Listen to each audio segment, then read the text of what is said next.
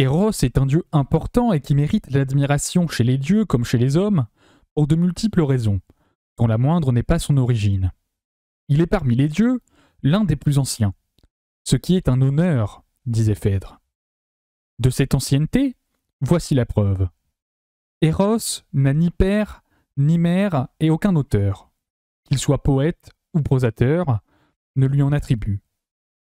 Effectivement, Hésiode dit que d'abord, il y eut Chaos, et puis ensuite, la terre au large sein, assise sur offerte à jamais à tous, et Eros.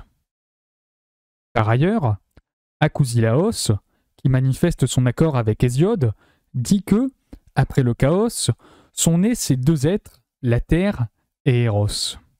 Pour sa part, Parménide parle en ces termes de son origine. Le tout premier des dieux auquel pensa la déesse fut Eros. Ainsi, plusieurs autorités s'accordent pour reconnaître qu'Eros est l'une des divinités les plus anciennes.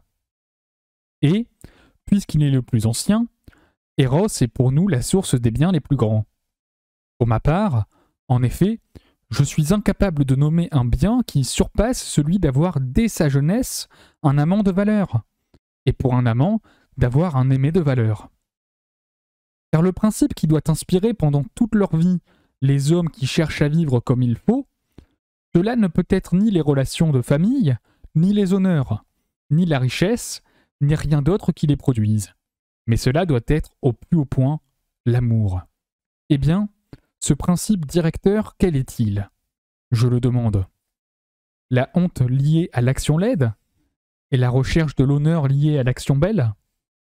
Sans cela, en effet, ni cité, ni individu ne peuvent réaliser de grandes et belles choses. Cela admis, je déclare pour ma part que tout homme qui est amoureux, il est surpris à commettre une action honteuse, ou s'il subit un traitement honteux sans, par lâcheté, réagir, souffrir à moins d'avoir été vu par son père, par ses amis ou par quelqu'un d'autre que par son amant. Et il en va de même pour l'aimer. C'est devant ses amants qu'il éprouve le plus de honte, quand il est surpris à faire quelque chose de honteux.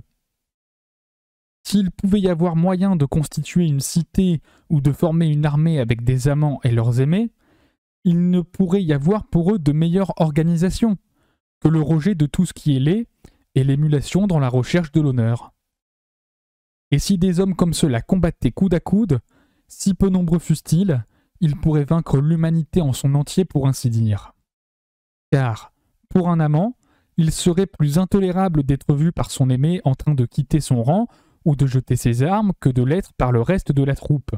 Il préférerait mourir plusieurs fois plutôt que de faire cela. Et quant à abandonner son aimé sur le champ de bataille, ou à ne pas lui porter secours quand il est en danger, nul n'est lâche au point qu'Eros, lui-même, ne parvienne pas à lui inspirer une divine vaillance au point de le rendre aussi vaillant que celui qu'il est par nature. Il ne fait aucun doute que ce que Homère a évoqué en parlant de la fougue qu'insuffle à certains héros la divinité, c'est ce qu'Eros accorde aux amants, ce qui vient de lui. Oui, et mourir pour autrui.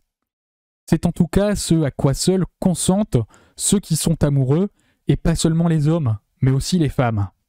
C'est ce dont la fille de Pélias, Alceste, fournit aux Grecs une preuve évidente qui appuie ce que j'avance. Elle qui fut la seule à consentir à mourir à la place de son époux, alors que celui-ci avait encore son père et sa mère, qu'elle surpassa par l'attachement né de son amour, au point de faire apparaître ces gens pour des étrangers à l'égard de leur fils, et sans autre lien avec lui que le nom. Et, lorsqu'elle eut agi de la sorte, son geste parut tellement admirable non seulement aux hommes, mais aussi aux dieux, que ces derniers réagirent de la façon suivante. Alors même que, parmi tant de personnages qui ont accompli tant d'actions admirables, il est facile de compter le nombre de ceux auxquels les dieux ont accordé comme privilège de faire remonter leur âme de la déesse, eh bien, son âme à elle, les dieux la firent remonter de la déesse, parce que son acte les avait remplis d'admiration. Tant il est vrai que les dieux honorent au plus haut point le dévouement et la vertu que suscite Eros. En revanche, ils ont renvoyé de la déesse Orphée, le fils d'Eagre, sans qu'il soit parvenu à ses fins, car ils lui montrèrent un fantôme de la femme qu'il était venu chercher, sans la lui rendre vraiment. En effet, les dieux considéraient Orphée comme un efféminé, étant donné qu'il chantait des poèmes en s'accompagnant d'une cithare. Ils estimaient que, au lieu d'avoir, sous l'impulsion d'Eros, le courage de mourir comme Alceste, il avait eu recours à un artifice pour pénétrer vivant chez Hadès. C'est certainement pour cette raison qu'ils lui infligèrent un châtiment, en faisant que sa mort fût l'œuvre des femmes. Ils n'ont pas agi de même avec Achille, le fils de Thétis, qu'ils ont honoré et qu'ils ont envoyé aux îles des Bienheureux pour la raison suivante. Prévenu par sa mère qu'il trouverait la mort s'il tuait Hector, tandis que, s'il ne le tuait pas, il reviendrait au pays et finirait ses jours âgés, il eut l'audace de choisir de faire quelque chose pour Patrocle, son amant, et de le venger, non seulement en mourant pour lui, mais aussi en le suivant par sa mort dans le trépas. Voilà pourquoi les dieux, pleins d'admiration, lui ont accordé des honneurs exceptionnels, pour avoir ainsi mis si haut son amant. Échille raconte des bêtises quand il prétend qu'Achille était l'amant de Patrocle. Achille surpassait en beauté non seulement Patrocle, mais aussi tous les autres héros pris ensemble. Il n'avait pas encore de barbe au menton, et par conséquent il était le plus jeune, comme le dit Homère. En fait, s'il est vrai que les dieux honorent au plus haut point la valeur qu'Éros inspire, ils admirent, estiment et récompensent encore plus le sentiment de l'aimer pour l'amant que celui de l'amant pour l'aimer, car l'amant est chose plus divine que l'aimer, puisqu'un dieu l'inspire. Voilà bien pourquoi les dieux ont accordé plus d'honneur à Achille qu'à Alceste en l'envoyant aux îles des Bienheureux. Ainsi donc, j'en conclus pour ma part qu'Éros est le dieu le plus ancien, le plus vénérable, et qui a le plus d'autorité s'agissant de l'acquisition de la vertu et du bonheur pour les êtres humains, aussi bien lorsqu'ils sont vivants qu'après leur mort.